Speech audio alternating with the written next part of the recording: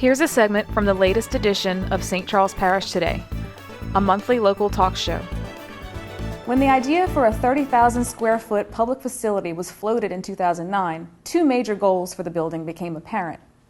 One, the facility needed to be able to serve multiple functions. It would need to be able to transform itself to fit the frequent needs of parish residents, from sheltering during an industrial accident to acting as a comfortable venue for public meetings. And two, it needed to be a driver of economic development, facilitating diversity and growth. What was finally constructed, utilizing state and federal grant dollars totaling 71 cents on the dollar, serves many purposes and is proving its worth in the roughly 22 months since it's been open. Our next guest was hired as the building's coordinator before construction was even completed. She spent months researching best management practices exemplified in other areas of the state and country. Now she facilitates the many activities taking place at the center on a daily basis and is always seeking new ways for our community center to serve the public at large. Erica Meir joins us now. Thank you so much for being on the show today. Thank you for having me. So I'm going to start with a question that may be deceivingly simple. What's one thing that you think people need to know about the community center? That is a really hard question. I think most importantly would have to be our existence, just for the simple fact that we still today have people coming into the building saying, I didn't know y'all were here, or I drove over the bridge and I saw it and I didn't know what that was. Right. So though we've had a lot of foot traffic, I feel like people don't even realize, one, that the building exists, or two, the functionality of the building and what we do have to offer. So that's probably the biggest thing. Right. And the next question I have is about that multifunctionality. So you've had a lot of events at the community center since it's been open. What's one that you've hosted so far that maybe you thought you wouldn't necessarily see there, or one that you're most proud of? That's also a really hard question, because I don't think that for me personally coming into this project that I knew that the sky was the limit for this building. It was such a blessing to come into the center and for us to even have something like that in the parish. And on top of that, with us being so new, every single event is like our first. Right. So everything's exciting. It's the first time we have our first wedding reception. We had our first baby shower. So we had dance clinics for people to learn proper technique. It's always changing. It's always something new. You never know who's going to walk through the door and the different events that we're going to have, and you get to meet all these different people from all different walks, and it's really amazing to have a forefront seat and to being able to witness it. Right. And so as the months go on, you host more and more things. How many people have actually been to the center, and how many events have you held? I know you keep really good records of that. Yes, we keep count of every single body that actually enters the building, and we also keep count of every single event that we've had taking place.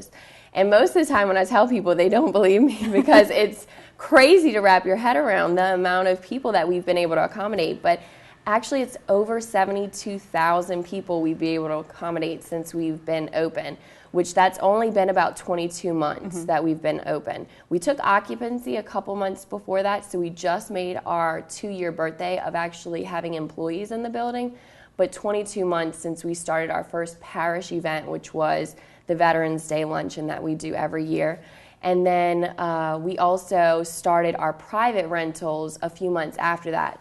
We took that opportunity to get our feet wet and try and see how things would work with parish events first.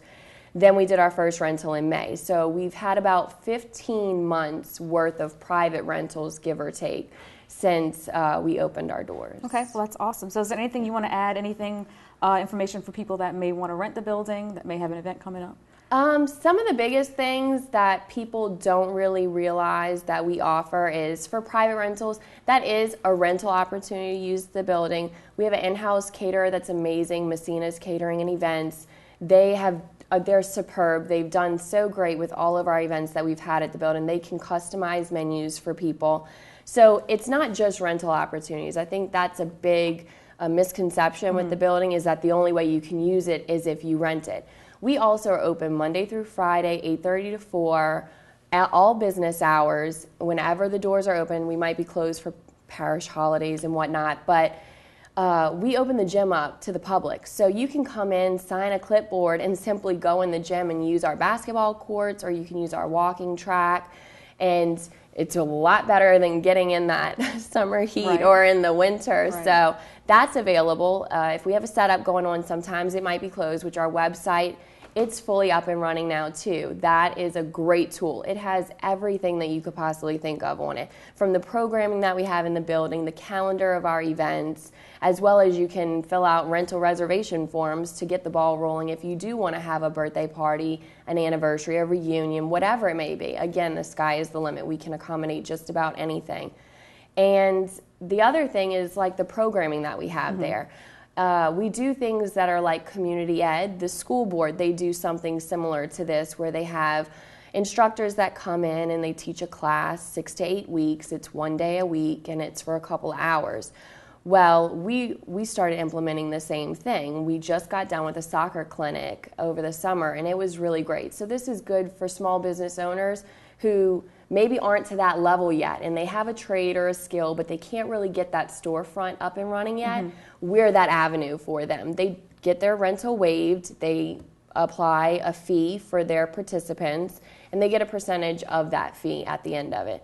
And for parish government, as far as the events that we put on, those have ranged over 400 events since we opened. Wow. So you're talking volleyball, basketball games for the recreation department, the annual Toys for Tots that's put on at the center, also the Veterans Day luncheon, the Christmas luncheons. These are all open to the public and it's all free. You can come and utilize the center. So the more foot traffic we get, the more knowledge people get, and then they can see what our functionalities are, and the sky really is the limit. Right, and it's all about, like you said, serving the public, making sure that their needs are met first. Right, most definitely. And we're always looking for ways to expand things. I want to try to do as much as we possibly can with the center, so I'm always open to different ideas. A lot of people come to me sometimes and they say, well, have you thought about this or implementing this?